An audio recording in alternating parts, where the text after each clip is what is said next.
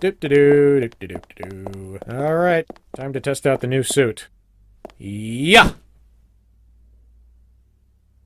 Yeah! Yeah! Yeah! Yeah! Oh, come on! Ow! Oh my god!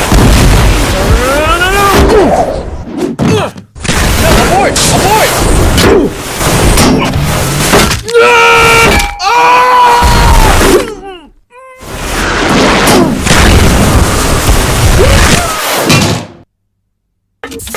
Hey Tony, do you know how to turn the radio on this thing? I'll come back. The Patriot Act. Boy, I am racking up the liberal cred on this one, aren't I? Conducting the war on terror as a military operation instead of a criminal police operation is one example of how the United States overreacted to the 9/11 attacks. And here's another one.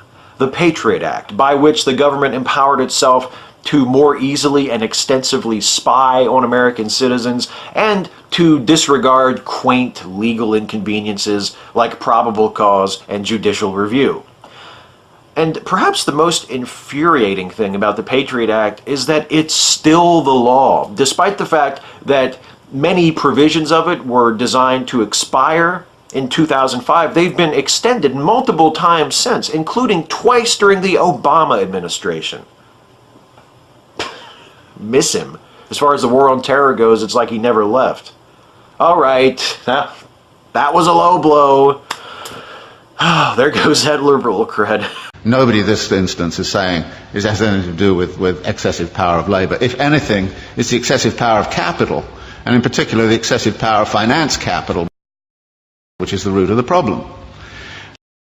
Now, how did that happen? Well, we've been since the 1970s in a phase of what we call wage repression, that wages have remained stagnant. The share of wages in national income right throughout the OECD countries has steadily fallen. It's even steadily fallen in China, of all places.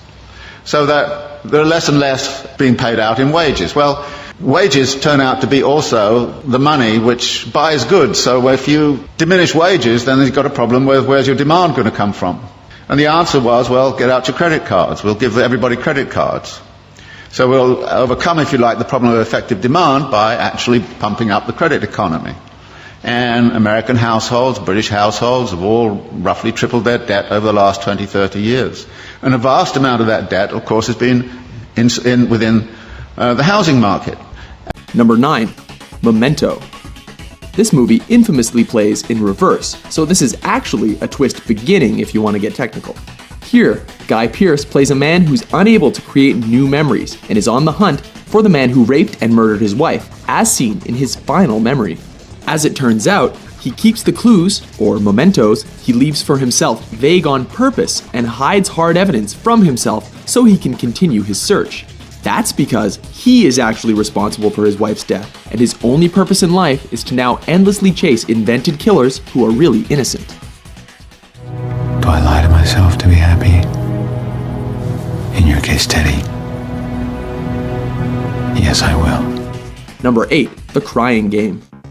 In this flick, a guilt-ridden IRA terrorist falls for the girlfriend of the British soldier he helped kidnap before befriending, and ultimately felt responsible for killing. Though it seemed like it would delve into a straightforward, if not so honest, romance, things took a decidedly hard turn. Namely, she was actually a he.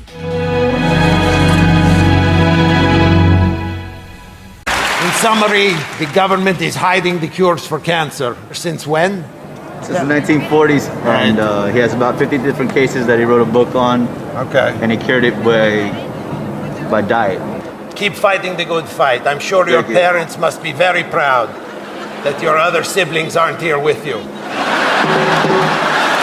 happens if the police come in here? It's going to be a serious bloodbath. Or even worse for you, a regular bath.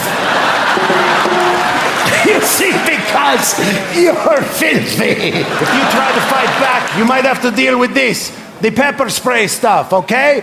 Now I want to demonstrate the secret is not to blink, okay? Check it out. Keep going. See? Nothing. Nothing. Whoa. Anybody here ever deal with pepper spray before? Yeah, who's scared, please? You're kidding me? Like you've never dealt with pepper spray. That's how every one of his dates ends.